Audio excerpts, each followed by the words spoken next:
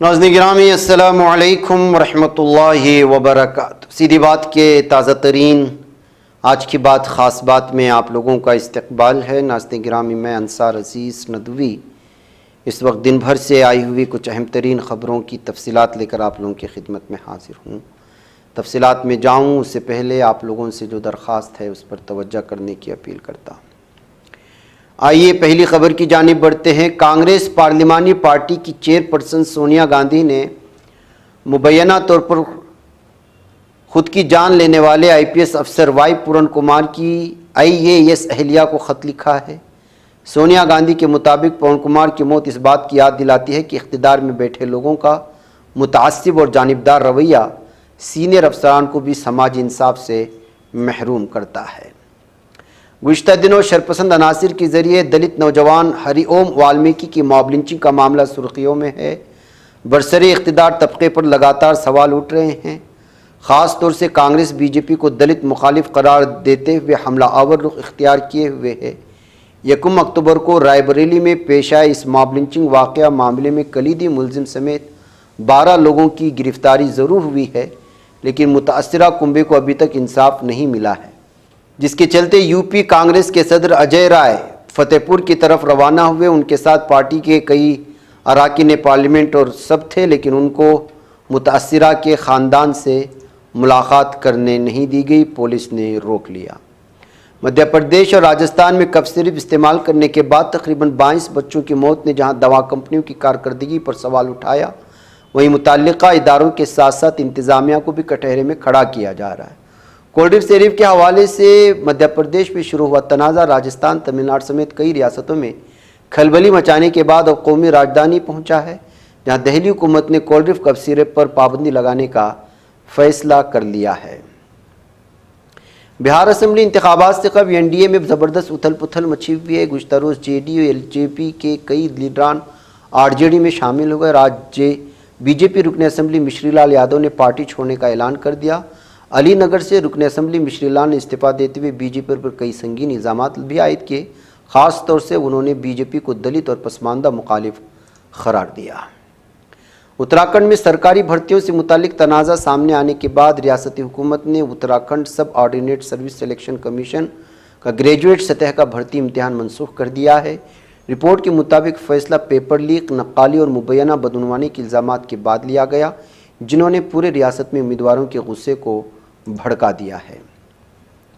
راہل گاندھی نے افغان وزیر اعظم خارجہ امیر خان متقی کی دہلی میں پریس کانفرنس میں خواتین صحافیوں کی داخلے کی اجازت نہ دیے جانے کے معاملے پر وزیر اعظم نریندر مودی سے وضاحت طلب کی ہے۔ واضح رہے کہ گزشتہ روز طالبان کی افغان حکومت میں وزیر خارجہ امیر خان متقی کی پریس کانفرنس میں خواتین صحافیوں کو داخل ہونے کی اجازت نہیں دی گئی۔ اس معاملے پر متعدد صحافیوں نے سوشل میڈیا پر ناراضگی کا اظہار کیا، جبکہ پرینکا گاندھی سمیت کئی لیڈروں نے بھی حکومت سے وضاحت طلب کی ہے۔ ہندوستان میں روزانہ لاکھوں لوگ ریلوے کے ذریعے سفر کرتے ہیں، اسے ملک کی لائف لائن کہا جاتا ہے، تاہم بعض اوقات ٹریک مرمت، سنگلنگ یا انفراسٹرکچر کے کام کے باعث ٹرینوں کی نقل و حرکت متاثر ہوتی ہے۔ اس بار بھی یہی صورتحال گورکھپور روٹ پر سامنے آئی ہے، جہاں اولڈ واشنگ پٹ کے تعمیر نو کے کام کے سبب ریلوے نے کئی دنوں کے لیے کچھ ٹرینیں منسوخ کر دی ہیں۔ ریلوے کے مطابق فیصلہ مسافروں کی حفاظت اور نظام کو بہتر بنانے کے لیے ناگزیر ہے۔ انفورسمنٹ ڈائریکٹوریٹ نے prevention of money laundering act کے تحت کارروائی کرتے ہوئے ریلائنس پاور لمیٹڈ کے chief financial officer CFO Ashok Kumar Pal کو گرفتار کر لیا ہے۔ اشوک پال کو صنعت کار یل امبانی کا قریبی ساتھی سمجھا جاتا ہے۔ ان پر کمپنی کے فنڈز میں بڑی مالی بے ضابطگیوں کا الزام لگا ہے۔ اتر پردیش کے امروہہ ضلع میں ایک بار پھر خاکی وردی پر داغ لگا ہے۔ SP امیت کمار آنند نے دیہات کوتوالی علاقے میں غیر قانونی کانکنی میں پولیس افسران کی ملوث ہونے کی شکایت ملنے کے بعد سخت کارروائی کرتے ہوئے منور پور چوکی انچارج سمیت 6 پولیس اہلکاروں کو معطل کر دیا۔ اتنا ہی نہیں، لاپرواہی کے الزام میں تھانہ انچارج کو لائن حاضر کر دیا ہے۔ ہماچل پردیش BJP صدر کے بھائی روایتی علاج کے ڈاکٹر رام کمار بندل کو ایک 25 سالہ خاتون سے طبی معائنے کے بہانے زیادتی کرنے کے الزام میں جمعہ کے روز گرفتار کر لیا گیا۔ پولیس حکام نے بتایا کہ ریاستی BJP صدر راجیو بندل کے بڑے بھائی رام کمار نے مبینہ طور پر 7 اکتوبر کو خاتون کا جنسی استحصال کیا، انہیں سولن سے گرفتار کر لیا گیا ہے۔ مغربی بنگال میں مسلسل پیش آ رہے عصمت ریزی کے واقعات نے شدید سنسنی پھیلا دی ہے۔ حال ہی میں کلکتہ میں آرجکر میڈیکل کالج کی خاتون ڈاکٹر کے ساتھ ساتھ ایک قانون کی طالبہ کے ساتھ بھی زیادتی کے واقعہ سامنے آنے کے بعد ریاست بھر میں بڑے پیمانے پر احتجاج کیا گیا تھا۔ اب ایک اور میڈیکل طالبہ کے ساتھ پیش آیا واقعہ پھر سے عوامی غصے کو بھڑکا رہا ہے۔ پولیس کے فراہم کردہ تفصیلات کے مطابق اڑیسہ سے تعلق رکھنے والی 23 سالہ طالبہ درگا پور کے شوبھا پور کے قریب واقع خانگی میڈیکل کالج میں MBBS کی تعلیم حاصل کر رہی تھی۔ جمعہ کی رات وہ کھانے کے لیے اپنے ایک دوست کے ساتھ کالج کیمپس سے باہر نکلی۔ اسی دوران کچھ اوباش عناصر نے اس کا پیچھا کیا۔ لڑکی کا دوست خوفزدہ ہو کر وہاں سے فرار ہوا، جبکہ حملہ آوروں نے متاثروں کو زبردستی قریبی جنگل میں لے جا کر اس کے ساتھ جنسی زیادتی کی ہے۔ رکن پارلیمنٹ آکرشنیا نے کہا ہے کہ BC ریزرویشنز کے معاملے میں حکومت کی لاپرواہی کے خلاف احتجاج کے طور پر اس ماہ کی 14 تاریخ کو تلنگانہ بند منایا جائے گا۔ انہوں نے بتایا کہ تمام BC تنظیموں کی حمایت سے یہ بند منایا جائے گا۔ میکسیکو میں شدید بارش نے کافی تباہی مچا رکھی ہے اور لوگوں کی مشکلات میں مسلسل اضافہ ہو رہا ہے۔ نیوز ایجنسی رائٹرز کے مطابق اب تک تقریباً 27 لوگوں کی موت ہو چکی ہے، کئی لوگ لاپتہ ہیں۔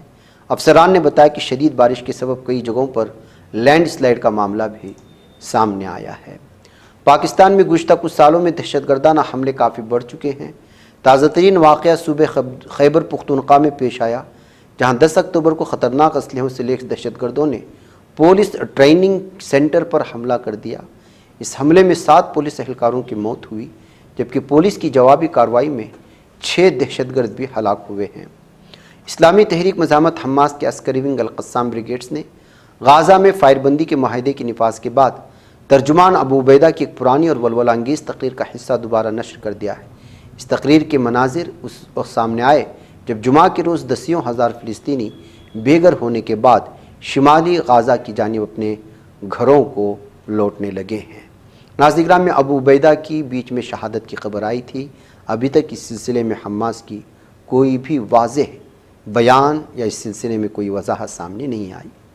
ادھر فلسطینی مزاحمتی گروہوں اسلامی تحریک مزاحمت حماس، اسلامی جہاد، محاذ عوامی برائے آزادی فلسطین نے کہا ہے کہ فائر بندی کے معاہدے نے قابض اسرائیل کی سیاسی اور سیکورٹی اہداف کو ناکام بنا دیا ہے اور عوام کو جبری بے دخلی اجاڑنے کی سازشوں پر پانی پھیر دیا ہے۔ قابض اسرائیلی فوج نے مقبوضہ مغربی کنارے کے شہر جنین میں اندھادھند فائرنگ کر کے ایک فلسطینی نوجوان کو شہید اور دوسرے کو زخمی کر دیا ہے۔ غازہ کی وزارت صحت نے اعلان کیا ہے کہ گزشتہ 24 گھنٹوں کے دوران غازہ کی مختلف ہسپتالوں میں 151 فلسطینی شہداء کی لاشیں لائی گئیں، جن میں سے 116 کو ملبے تلے سے نکالا گیا۔ اس کے علاوہ قابض ظالم صہیونی درندوں کی مسلسل جارحیت کے نتیجے میں مزید 72 افراد زخمی ہوئے ہیں۔ ناظرین گرامی، آج کی بات خاص بات میں اتنا ہے۔ انشاءاللہ پھر آپ لوگوں سے ملاقات ہوگی۔ والسلام علیکم ورحمۃ اللہ وبرکاتہ۔